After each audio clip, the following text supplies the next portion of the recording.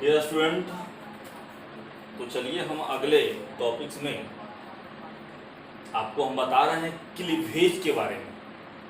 और इसके पहले आपको हम बताए थे फर्टिलाइजेशन के बारे में। ठीक है, तो देखिए आपको ये जानना है सबसे पहले कि आखिर क्लीवेज है क्या, या फिर क्लीवेज कहते हैं किसको।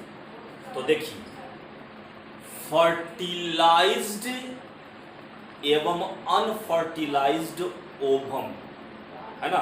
तो फर्टिलाइज्ड ओवम तो आपको समझ में आया, तो कहिएगा अनफर्टिलाइज्ड ओवम में आखिर क्लीवेज होगा कैसे।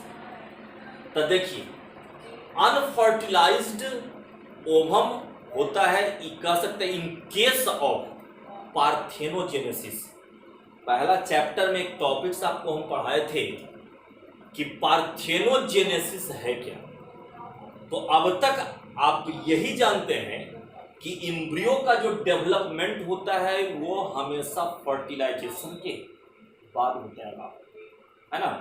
लेकिन आपको ये भी बताए थे कि कुछ ऐसे भी जीव होते हैं जिसमें बिना फर्टिलाइजेशन के ही इम्ब्रियो का डेवलपमेंट होता है ना। इस क्रिया को हम लोग पार्थेनोजेनेसिस कहते हैं। मतलब बिना फर्टिलाइजेशन के ही इम्ब्रियो के डेवलपमेंट को पार्थेनोजेनेसिस कहा जाता है। और ऐसी क्रिया होता है किसमें, तो ऐसा क्रिया होता है जैसे बी है, मधुमक्खी है ना, टर्की है, लिजार्ड है ना। तो ये सब कुछ जीव में पार्थेनोजेनेसिस होता है। तो वही आपको हम बताए कि फर्टिलाइज्ड एवं अनफर्टिलाइज्ड ओवम में माइटोसिस डिवीजन की क्रिया होती है जिसे क्लीवेज करते हैं, है ना। देखिए डिफिनेशन हम लिखते हैं, फर्टिलाइज्ड एवं अनफर्टिलाइज्ड, फर्टिलाइज्ड एवं अनफर्टिलाइज्ड ओवम। तो अनफर्टिलाइज्ड ओवम कहने का मतलब क्या लिखेंगे, तो लिखते हैं इन केस ऑफ पार्थेनोजेनेसिस। तो फर्टिलाइज्ड एवं अनफर्टिलाइज्ड ओवम में माइटोसिस डिवीजन की क्रिया होती है जिसे क्लीवेज कहा जाता है। डिफिनेशन का वो ध्यान दीजिएगा। अब देखिए तो कहिएगा कि आखिर क्लीवेज से होता है क्या। तो क्लीवेज के द्वारा ब्लास्टोमियर का निर्माण होता है, ठीक ना।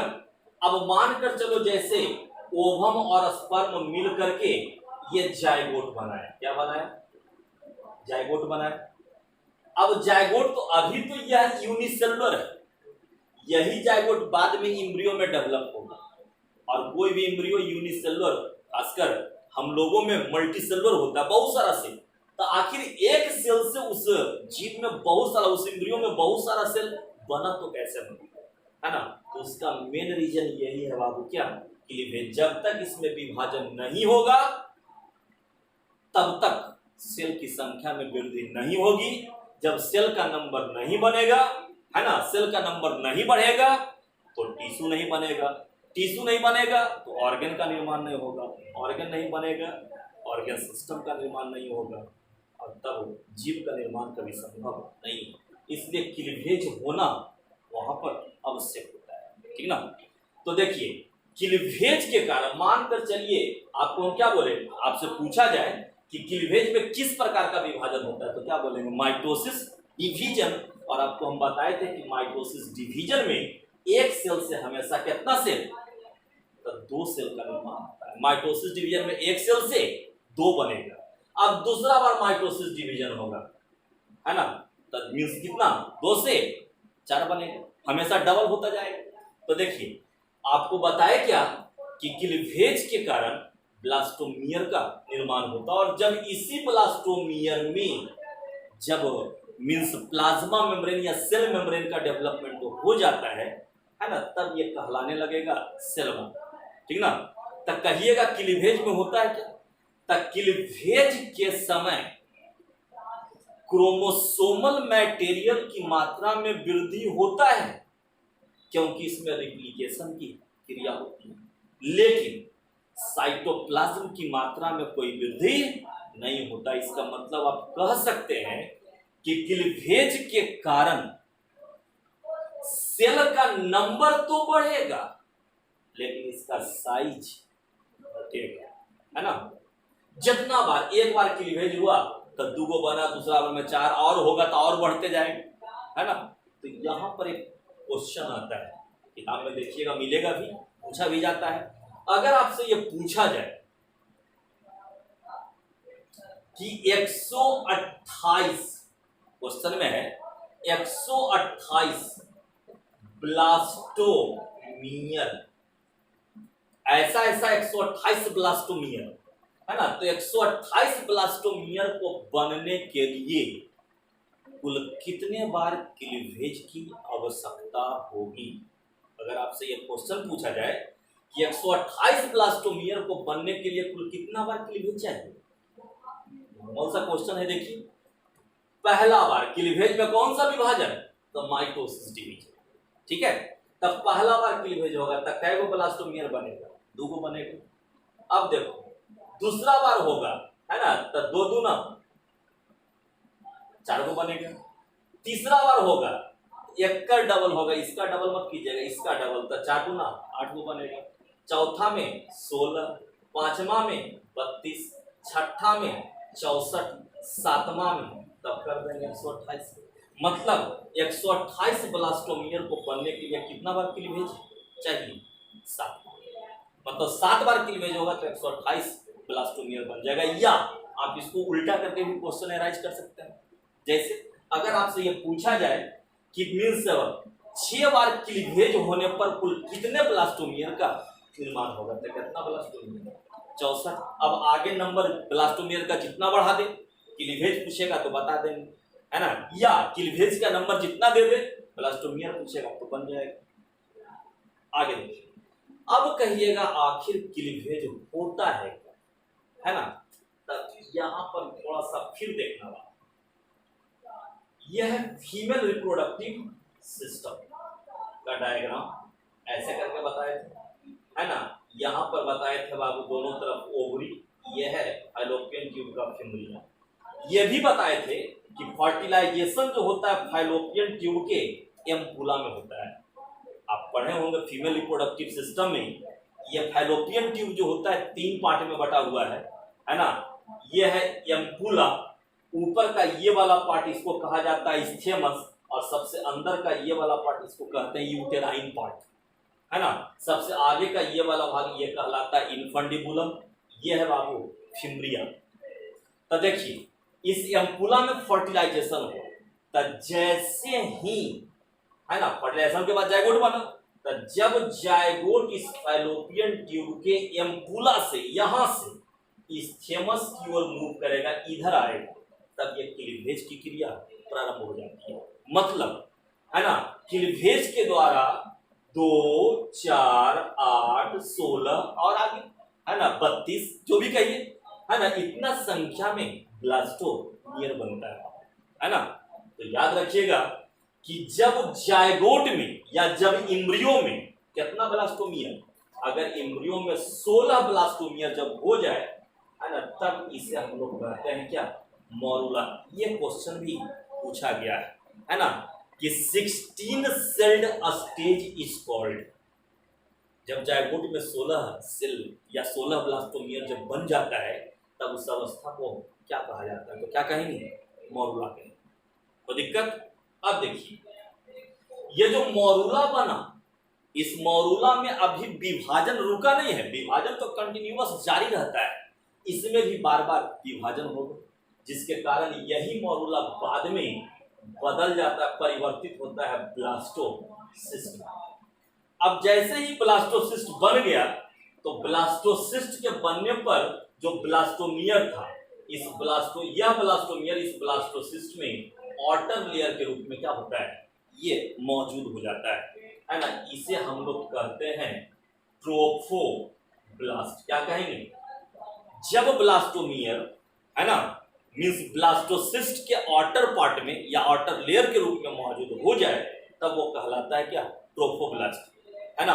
और वैसा सेल का समूह जो इस ट्रोफोब्लास्ट के इस भीतरी भाग से क्या रहता है, जुड़ा हुआ रहता है, इस सेल के समूह को हम लोग कहते हैं क्या, इसको कहा जाता है बाबू इनर सेल मास। क्या कहेंगे, जो सेल का समूह ट्रोफोब्लास्ट के भीतरी भाग से जुड़ा हुआ रहे उसे कहते हैं इनर सेल मास।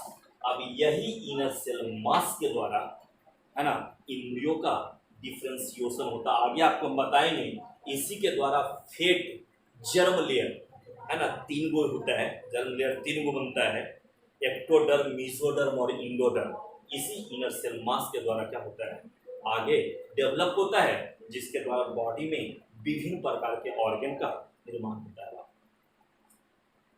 आगे देखिए, अब ये जो बना ब्लास्टोसिस्ट जो बना है ना, तो ये ब्लास्टोसिस्ट नीचे की ओर आने के बाद ये यूट्रस के इंडोमेट्रियम से जाकर क्या होगा, ये अटैच होगा, है ना।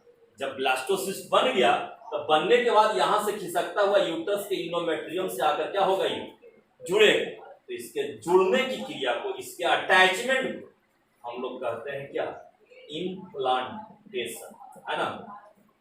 अगर आपसे ये डिफिनेशन पूछा जाए कि आप लोग बताइए कि इम्प्लांटेशन किसे कहा जाता है, तो क्या कहेंगे, ब्लास्टोसिस्ट का यूट्रस के इंडोमेट्रियम से जुड़ने की क्रिया को इम्प्लांटेशन कहा जाता है। The attachment of blastocyst from the है ना endometrium of the uterus is called implantation. अब यहां पर एक क्वेश्चन और है जो ध्यान से सुनिएगा। आपसे पूछा जाएगा कि इम्प्लांटेशन की जो क्रिया होती है यह फर्टिलाइजेशन के कितने दिन बाद होता है ना।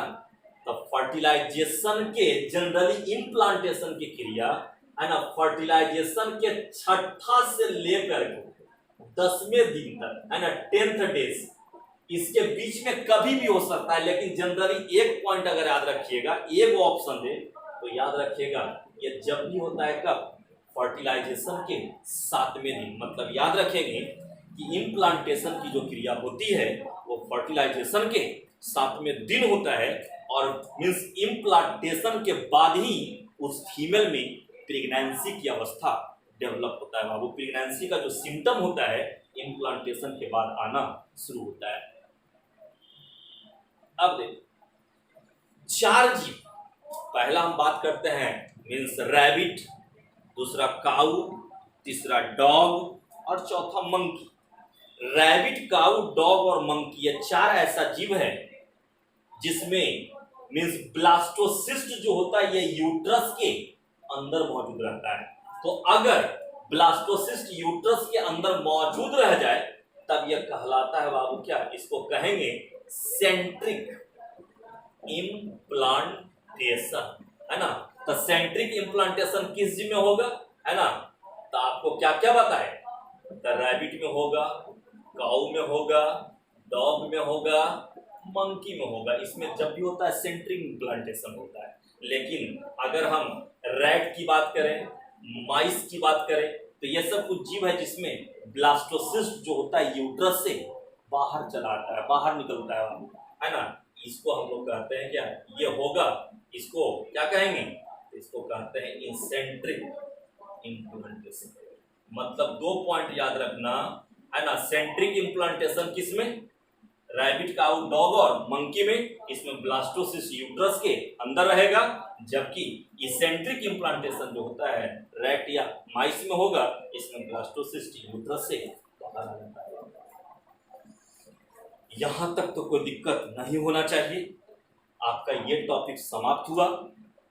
अगले टॉपिक्स में आपको पढ़ना है प्रेगनेंसी एंड एम्ब्रियोनिक डेवलपमेंट। अगले वीडियो में आपको हम ये बताएंगे है ना, कि एम्ब्रियोनिक डेवलपमेंट के समय बच्चे का जो अंग बनता है वो कितने अवधि में बनता है, कौन कौन सा कंडीशन डेवलप होता है, ये टोटल चीज, ठीक ना। अगर यहाँ तक समझने में कहीं किसी को दिक्कत होगा तो कमेंट बॉक्स में लिखकर भेज दीजिएगा, है ना, मीन्स या व्हाट्सएप पर आप सेंड कर देंगे, है ना, आपका जवाब मिल जाएगा।